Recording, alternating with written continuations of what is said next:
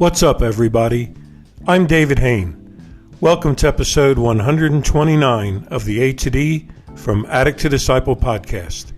If you enjoy this podcast, please like, subscribe, follow, and share the link with your friends, or click on the support link in this episode's description. Your donation of any amount could change a life. If you'd like to get our curriculum, you can get the paperback or ebook of From Ashes to Destiny on Amazon. When we come back, we'll get into this episode entitled, When Your Dreams Turn to Dust.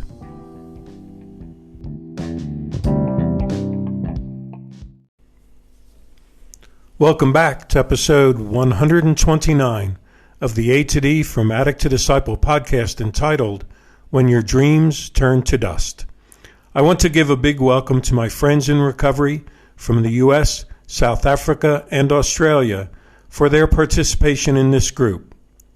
Guys, I guess I've been in a Jim Croce oldies mood lately, so this is the second week in a row I'm using one of his songs as our main quote.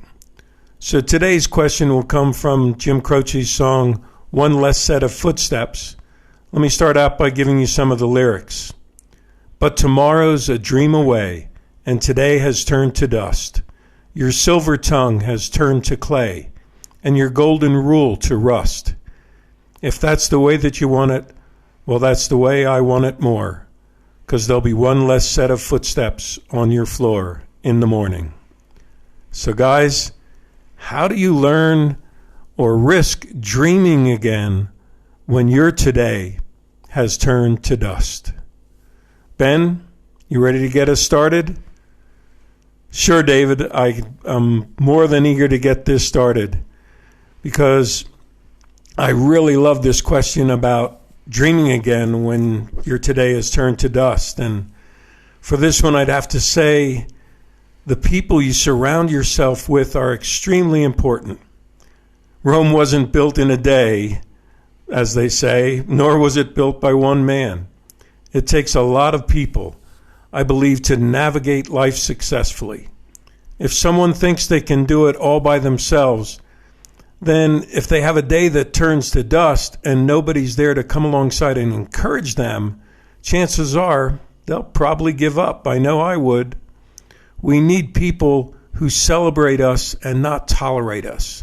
People who come alongside us and say, hey, look, man, I know today seems to have turned to dust, but by the grace of God, tomorrow the sun will rise and you can start back over again. However, if an individual doesn't have someone like that to help lift their perspective, it's very possible that person could throw in the towel, and then a myriad of other reactions could happen from that. Relapse, thoughts of suicide, lasting depression, and on and on. Plus, once you feel like today has turned to dust, you start to see your tomorrow as just some fantasy, some dream, something to probably not even reach for. But if you got people around you that celebrate you and are dedicated to helping you lift your perspective on the bad days, life can not only become bearable, but exciting, and what I like to call an adventure. So long story short, life is what it is, and we need people around us that are healthy and committed to our good health, soul, and body. Great start, Ben. I really liked your perspective in there and saying, you know, it's normal that sometimes today can turn to dust, and we need those people around us to remind us that tomorrow the sun will rise and we do get to start all over again, so we can't stop dreaming of a better tomorrow. Harry, what do you think of this question? For me, David, dreams or wishful thinking still remain an issue with us for the rest of our lives. For me especially, the dreams were dangerous before, which led me to believe that I could only have one for the night. You know, just one hit for the night. But relapse often followed after that wicked dream. After losing everything 3 times in my life because I allowed a dream to turn my today to dust, I finally took hold of my dreams and my thinking. Whenever I feel myself going down the road of wishful thinking, I immediately go to my safe place. My safe place is memories of how I cried when I was alone, hopeless, and homeless. Now my dreams are in line with my prayers. I pray for a better life for me and my family. I dream of a better future for me and my ministry to help other suffering addicts. I dream of things that I can't see myself doing yet, like the pastor or the motivational speaker, helping other souls. I read and I listen to positive things and messages which help me believe that I will be able to achieve the best in the future. The best dreamers are people like us who literally hit rock bottom because the only way we can dream is to dream upwards, turn our dust into gold.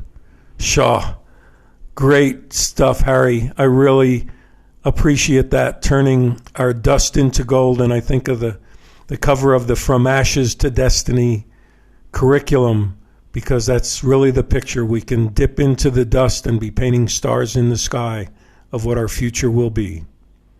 Gary, would you like to go next? David, this is really a relevant topic at this stage in my recovery, and one that reflects the transformation taking place within me more than any other. Through this transformation process, for that is what it is, a process and in many ways a rediscovering of my true self.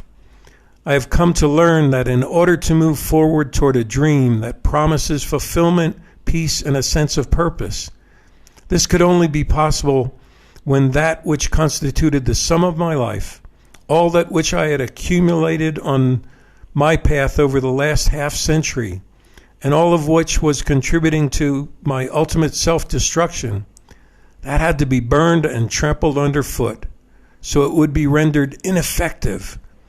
And it came through a conscious, life-altering decision to let go of what is past, what is lost, and with divine intervention, literally stand on the ashes of a misconceived existence and reach out for a new dream, dreams that encapsulate a meaningful purpose, which I firmly believe, David, was predestined for me before I was even conceived. And the dream that stretches into eternity in unity with God. This is the dream that I'm living this life filled with love and peace everlasting, and I'm not looking or going back again. Shaw. Good stuff, Gary.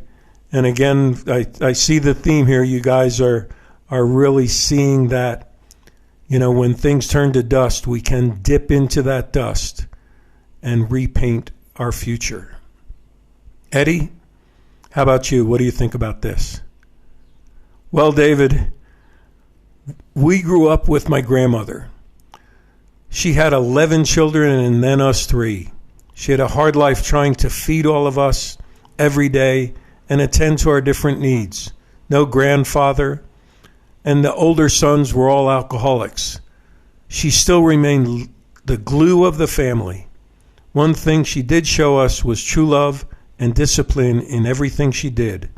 She couldn't give us material things, but what she did do was give us the lifeline gift of teaching us how to pray.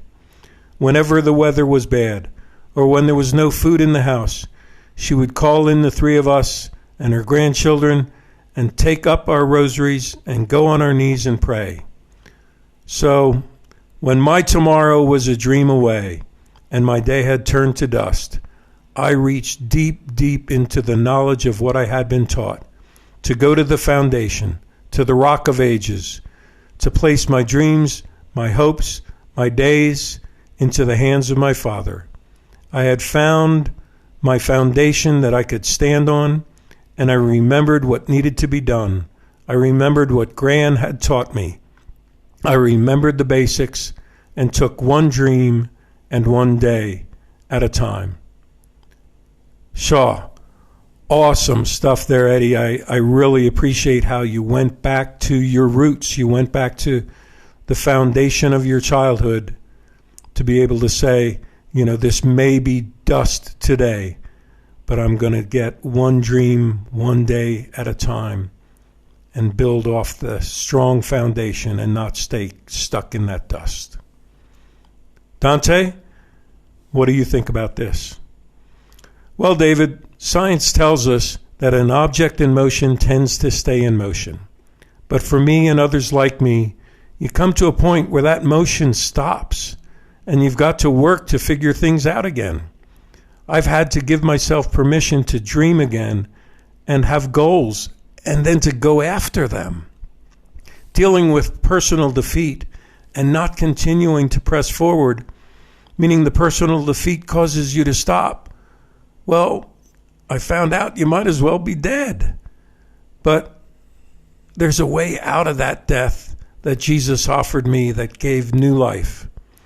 And that new life gives us permission to dream again because you've been made new, not by your own efforts, but by His offering, His gift, His sacrifice for each of us. When we're made right with God, we become new people and we put on new clothes and stay in that righteousness. We begin to take hold of that dream that God birthed in us, which we want to achieve.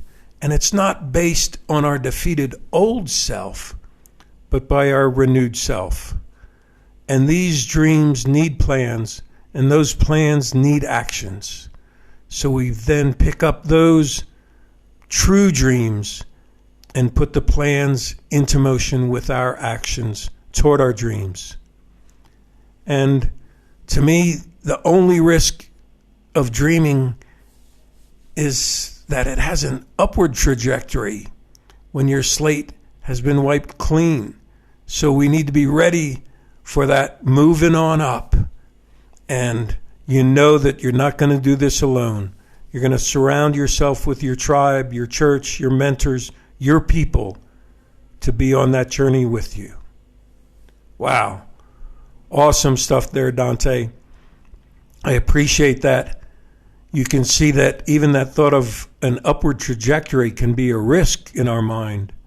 But when we know that it's based on our faith and we've got our tribe around us, we're good to go. Charlie, would you like to close us out? My pleasure, David. When my day turns to dust, praise, prayer, and worship is the order of the day for me. Thankfully, because of my faith, I don't see dust as a bad thing today.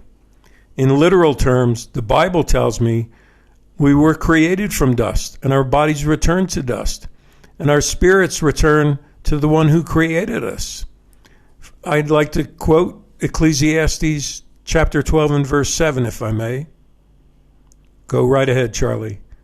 It says, "And the dust returns to the earth as it was, and the spirit returns to God who gave it. The earth as it was, and the spirit returns to God who gave it."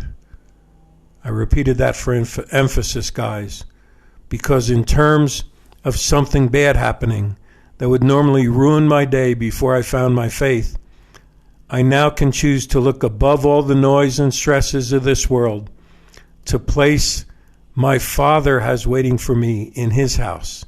That means what's going on here is just temporary and shall pass. I know blessings are going to come. So when I've taken my will back and started to get my hands in things too much, creating a mess that I think I can handle, I now know that it's never too late to get out of the dust and start the day over. So I personally get into a time of stillness and meditation and just rest in praise and worship and prayer. And I find that the atmosphere of the day gets reignited with fire and a passion for my dreams to become the reality. Wow. Well said, Charlie. I really like how you actually can visualize that when you turn into your quiet space in the midst of that mess, in the midst of that dust, that you find that you can get reignited with fire and passion for the dreams of your future. Awesome. Thanks, guys, so much.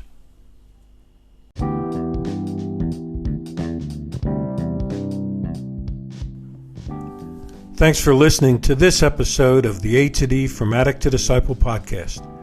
If you'd like to join an online group or get one-on-one counseling to help you if your dreams have turned to dust, please message me on the link in this podcast or by email at davidfromatod@gmail.com, or go to my website www.fromatod.org and click on the contact page. You can keep in touch with what we're doing in From A to D by following me on Instagram at David from A to D. Tune in Monday for our next episode, and as always, stay safe and stay strong.